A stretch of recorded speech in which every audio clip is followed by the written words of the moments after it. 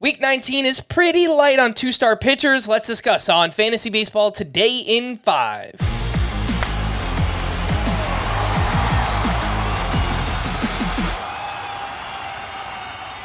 Welcome into FBT in 5 on Friday, July 26th. I am Frank Stampfl, joined by Scott White, and Week 19, pretty light on two-star pitchers. There are 5 teams that have 5 games next week. The Mets are rolling with a 6-man rotation. We'll get to the ones that you actually like in just a bit, Scott, but some fringy options. Do you like any of these? Lance Lynn is home against the Rangers and at the Cubs. He's been decent lately. Those matchups aren't bad. I could see doing it in a points league. What about Alec Marsh at the White Sox and at the Tigers? He hasn't been so decent lately, but those matchups are really good. So I could see doing it in a points league if you really need an extra start. What about Mitchell Parker, who is at the D-backs and home against the Brewers? Bad matchups, and he's been pretty bad lately. I think it's time to move on from Mitchell Parker.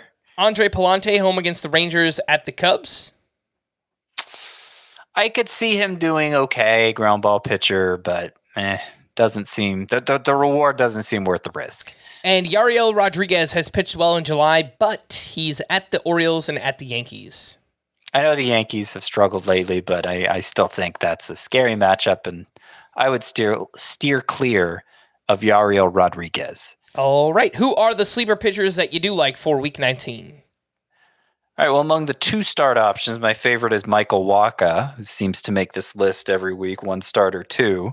Same great matchups as Alec Marsh, White Sox, Tigers. I think he's a must. Matt Waldron gets the Dodgers, not a good matchup, but knuckleballer, element of surprise there. They don't see a lot of it. I think Waldron's sort of immune to matchups, but I'd really like the second matchup against the Rockies. Second time out. Jameson Taillon has been great lately. Don't entirely trust it, but he's a good control pitcher, works deep into games at Cincinnati against the Cardinals.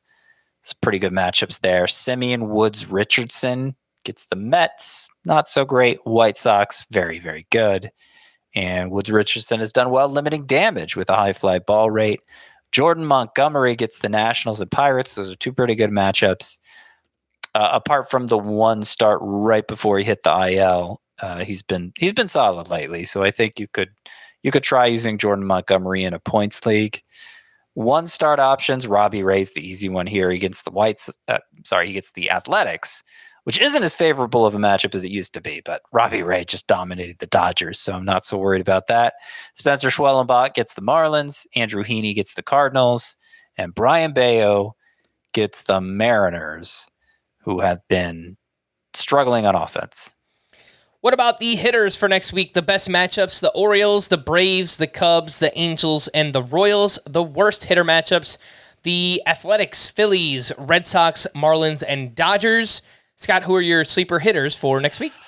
All right, we'll start with the Orioles since they're the best. They have the 8 games on the schedule. Only 1 left-hander, it appears, in those 8 games. So Colton Cowser, who's been hot lately, left-handed hitter. He should be in the lineup plenty, and hopefully we'll be able to maintain that strong production of late. Ryan O'Hearn, of course, only plays against lefties, which shouldn't be an issue this week. He's generally productive when he's in the lineup. My favorite sleeper hitter of all this week is actually Zach Neto, Angels shortstop, because they have the 4th best hitter matchups and 3 lefties in their 6 games. Neto this year against lefties, 429 with a 1047 OPS. You got to like that. Other platoon considerations here, Jesse Winker and Luis Garcia, the Nationals duo. Always worth starting when there's a bunch of righties on the schedule, and 5 of their 6 games are against righties. Michael Busch of the Cubs, who have the 3rd best hitter matchups. Again, only 1 lefty on the schedule, so Busch should play a lot and be at his best.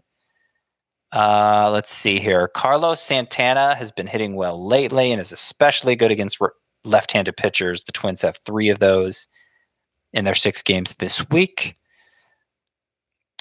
Michael Toglia has been a nice source of power lately. The Rockies are on the road, but good, favorable matchups on the road. And Toglia, a lot of his productions come on the road. The 3-homer game right before the All-Star break, that was on the road. So I don't know that the road matchups should scare you away from him. Jeff McNeil, Nate Lowe, both have been hot hands lately. Decent enough matchups that I think you could consider using them if you need help at second or first base, respectively. All right. For more extensive fantasy baseball coverage, listen to the Fantasy Baseball Today podcast on Spotify, Apple Podcasts, the Odyssey app, or anywhere else podcasts are found. Thanks for listening to Fantasy Baseball Today in 5, and we will be back again tomorrow. Bye-bye.